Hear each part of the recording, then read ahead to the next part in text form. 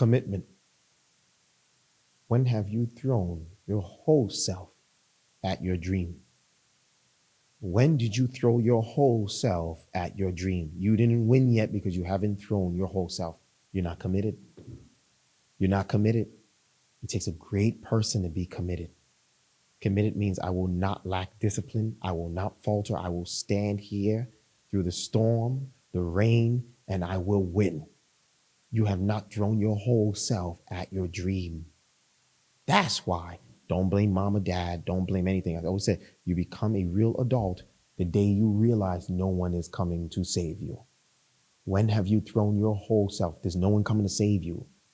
No one's coming to knock on your door and open the door and give you money and say, here you go. Sign here, you're a millionaire. It never, name one person that happened for. Now, the opposite is true. Negativity will come your way if you don't do something about life. Life's going to hit you. The IRS will come to you. Your job will fire you. Your wife will leave you. Your boyfriend will leave you. Your kids will eventually grow up and leave you. Bad things will happen if you don't find a way to make yourself happy, self-sufficient. You have to be happy internally. And happiness comes from purpose. I just spoke about this, my brother Anthony. Happiness comes from purpose. Purpose. What is your purpose? What is your why? You didn't find your why yet. That's why you're not committed. I found mine. My why. And your why should be able to be stated, elevated pitch style. 10 seconds. What are you alive for? What is your why? Shoot. Write it in the comments below. I'm asking you right now. Say it at home if you don't want to write it in the comments. Say it at home. Just say it right now as you're listening to this. What is your why? My why is to create a legacy that will feed not only my two babies, those two girls that I have, but generations to come beyond them and everyone outside of my family that is not connected to me. That is what my why is, to tell stories that will feed those that I know and those that I'll never get a chance to meet. That's why I do it. What is your why? Right there, just ask yourself, if you can't state your why, you're fumbling, my why is, I like to look good and eat good. Like you don't know your why. That's a problem. That's a problem. And that is a clear indication that you are on the wrong path. That's why you can't stay committed to your dream, because you don't know your why. So we always have to go back. So we get that work ethic, consistency, discipline, and patience. Remember the 4 pillars I was talking about in the other episode. You need to know your why. What is your why? Why do you do it?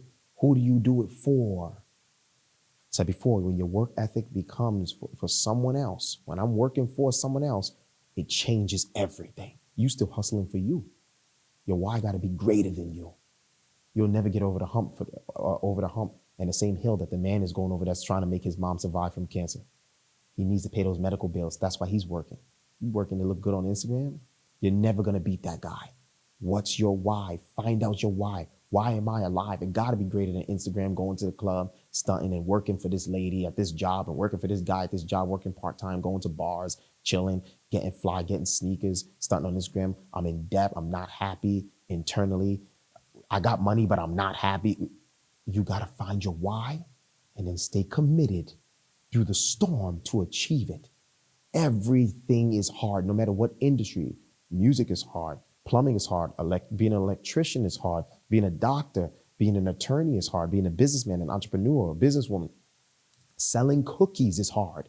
And in every area you go, someone is there that is going to compete with you. That is why. So there's no shortcuts.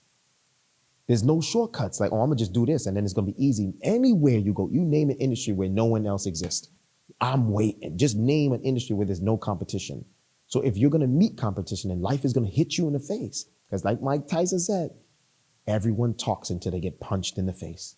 Everyone talks a big game and I'm going to do this, that, and the third, and I'm this, I'm tough, and until life punches you in the face. What is your why? I go to the gym to protect myself and my loved ones and to be healthy at a later stage in life so I can walk and I'm not in a wheelchair. The muscles are still strong. Christopher Reeves, if anyone knows the story, I love him, man. Superman, rest in peace. When the horse stepped on him, people don't know, he got paralyzed because he fell off a horse and the horse stepped on him. The doctor said Babe, you gotta mute. That's so disrespectful. Mo, come on. That's twice. I thought you would have caught it the first time. That's why I didn't say anything.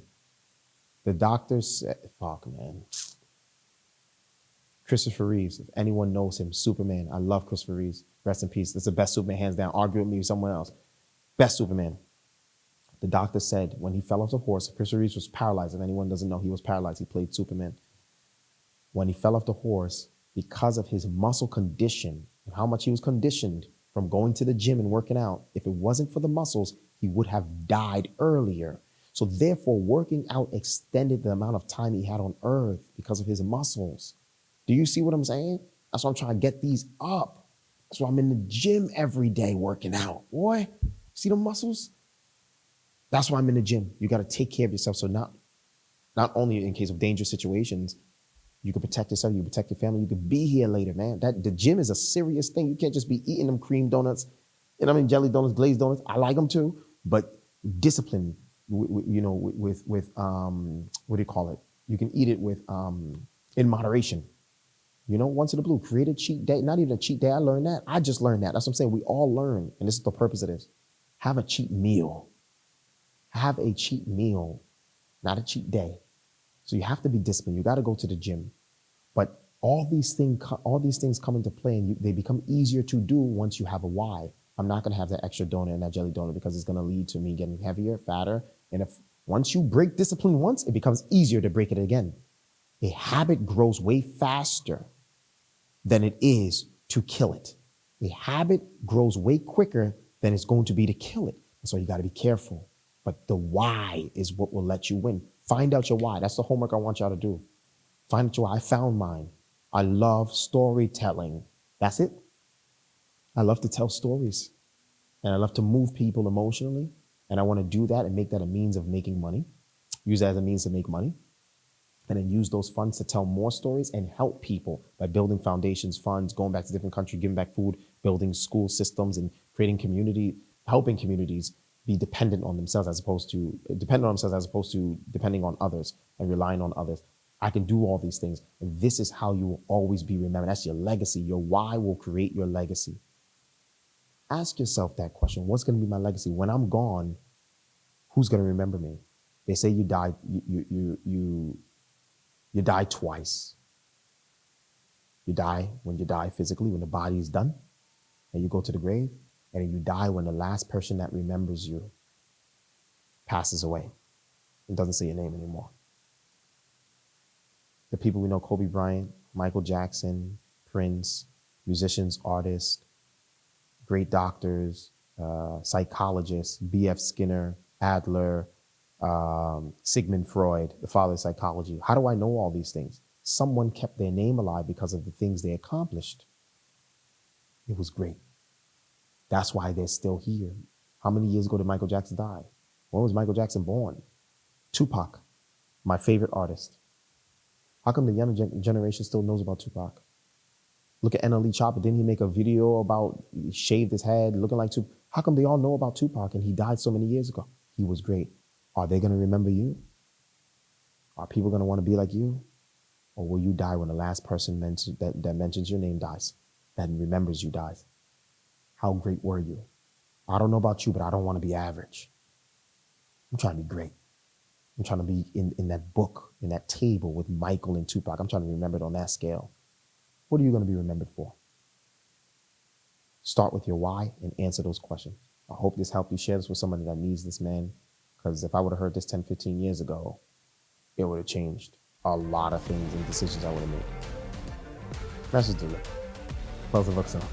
We out. Peace.